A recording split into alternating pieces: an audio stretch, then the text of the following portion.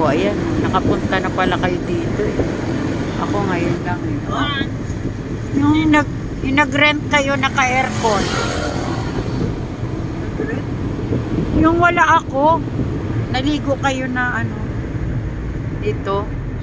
Sa dulo daw, sabi ni Daddy.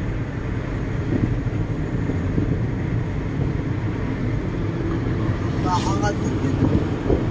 Ano ba yun? Dulo dito. Grabe, oh, ang ganda, oh. Naka-uniforma ni Kuya, oh. Oh.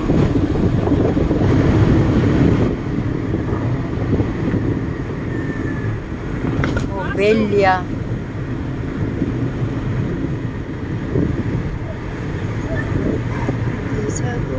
Ala, na ano yung gulong niya. Ngayon. Nakapunta na pala kayo dito eh. So alam nyo na kung saan. Ay may lugawan pa siya oh.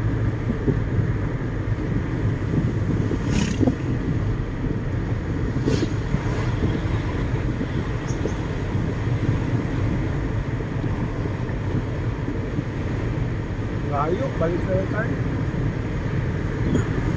Umpisahan mo. Tapusin mo. O doon yun oh. Ganda doon ah. Oh, McJoy. Aba, may McJoy. McJoy. Ah, kayan. Ay, malunggay pandisan. Umabot kami dito. May McJoy. Ang ganda naman nun. Kung may McDonald's siya, may McJoy. Ah. Oh, ayan na. Makoy at Joy-Joy. McJoy. Macdo. Naging McDoy-Doy. Saan na to po? Ay, dadaanan tulay. Ngayon ko lang alam, para papunta tayong Leyte ah.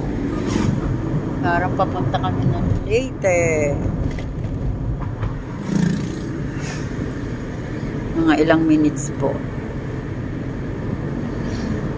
Dami pa talagang tao sa mundo, no?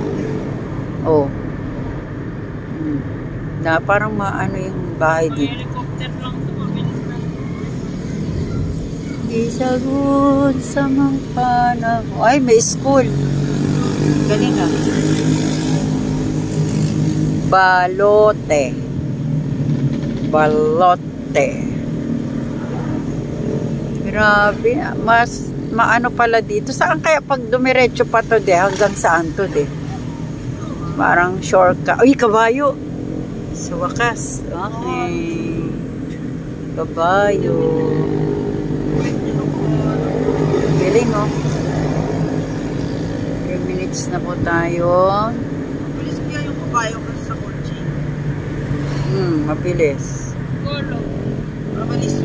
Welcome. Poblasyon. Ano? Poblasyon Real Quezon. Ono. Poblasyon Ono. Real Quezon. Dami pala nito. Ano ka nabubuhay mga tao dito?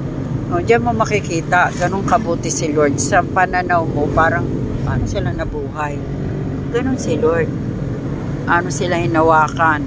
Mga karagatan, hindi sa isda, yung iba ginamit, nagtayo ng bahay kasi mga sawa sa syudad dito pumupunta. Yung mga taga syudad pumupunta dito para magkaroon sila ng income. Tatayo ng mga beach.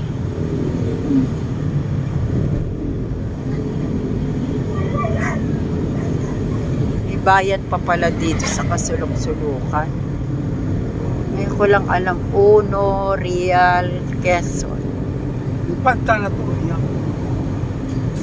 Panta.